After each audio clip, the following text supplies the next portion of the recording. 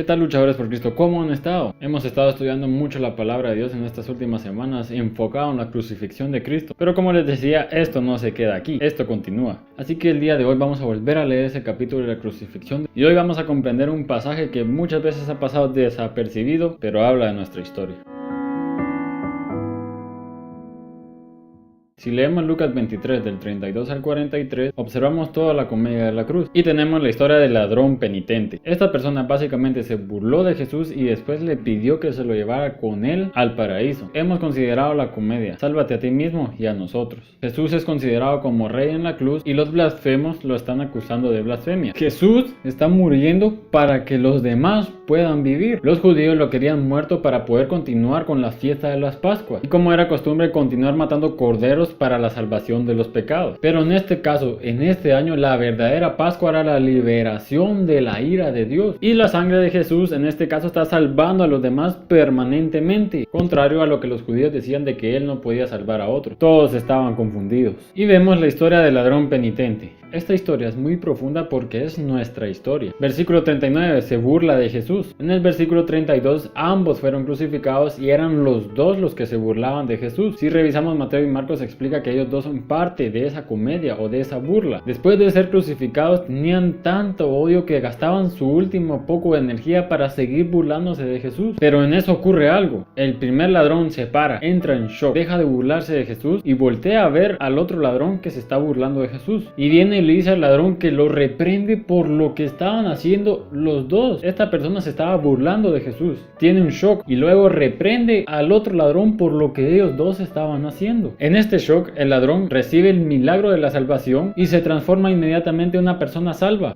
Historia similar a la de Pablo matando cristianos. En 1 Timoteo 1:3 dice: él mismo, siendo blasfemo de Dios, ahora recibe el perdón. Mientras que el otro criminal se continuaba burlando de Jesús. En el versículo 40 dice: nosotros padecemos, pero él mismo reprende al otro criminal. Y empieza a decir unas palabras que evidencia a un corazón totalmente cambiado. Se vuelve consciente de Dios y su temor. Reconoce su pecado. Glorifica a Dios y reconoce que Él es el Salvador. ¿Te das cuenta que en medio de toda la burla, en medio de toda la comedia, la luz de Cristo empieza a brillar en medio de la oscuridad? El otro ladrón no tiene temor, no tiene culpa, no tiene justicia, no tiene perdón, no tiene reconcilio, no evidencia una transformación, y el ladrón ahora bueno sufre lo contrario, aunque él no lo pueda entender. Le reprende al otro ladrón diciendo: ¿ni aún temes tú a Dios? ¿Te das cuenta que esta es nuestra historia cuando nosotros conocemos a Jesús e inmediatamente somos salvos? Y en este versículo el ladrón manifiesta cuatro diferentes factores por lo cual nosotros nos podemos dar cuenta que somos salvos. Número 1, reconocemos el temor de Dios. Segunda de Corintios 5:17, las cosas viejas pasaron, he aquí, todas son hechas nuevas. El ladrón se preocupa por ir con Jesús antes de pedirle ayuda para que lo bajase de esa cruz. No se preocupa por lo que le está pasando en la tierra. Él simplemente quiere ir al paraíso con Dios porque reconoce que Él es Jesús, el Salvador. Él reconoce que es un pecador que está muriendo por algo justo, por algo que él cometió, y sin embargo está buscando el perdón de Jesús. Reconoce que él está siendo condenado por la gente por pecar. ¿Cuál sería la condenación de Dios?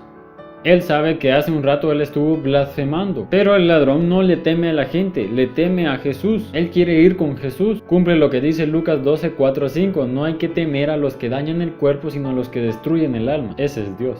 Y la palabra de Dios no dice que al momento en que recibimos el perdón de Dios nosotros vamos a tener mejor vida, sino que debemos temer a Dios para asegurar nuestra salvación. Justamente lo que le estaba pasando al ladrón en la cruz. No estaba prefiriendo que lo bajaran de esa cruz, estaba prefiriendo asegurar su salvación. Lucas 18, debe pasar por un juicio divino para ser salvo. Y antes de morir él estaba siendo salvo a pesar de que había pecado toda su vida pasada, a pesar de que se había burlado de Jesús, a pesar de haber robado. Número 2, un sentido de culpabilidad. Él mismo dice que estamos padeciendo por nuestros hechos, por lo que él mismo hizo. Por eso es que él está sufriendo. Él está transgrediendo la ley. ¿Te recuerda la historia del hijo pródigo? Lucas 15. El hijo, en el momento en que se dio cuenta que estaba perdido, él volvió en sí, él reaccionó, él retomó la salvación. Lo mismo que estaba haciendo el ladrón en la cruz. El ladrón está consciente de su pecaminosidad y de lo que él merece. Si él comprende lo que es la justicia de Dios, él comprende lo que va a recibir. El verdadero convertido no tiene nada que ofrecerle a Dios, únicamente busca su salvación, busca temer a Dios.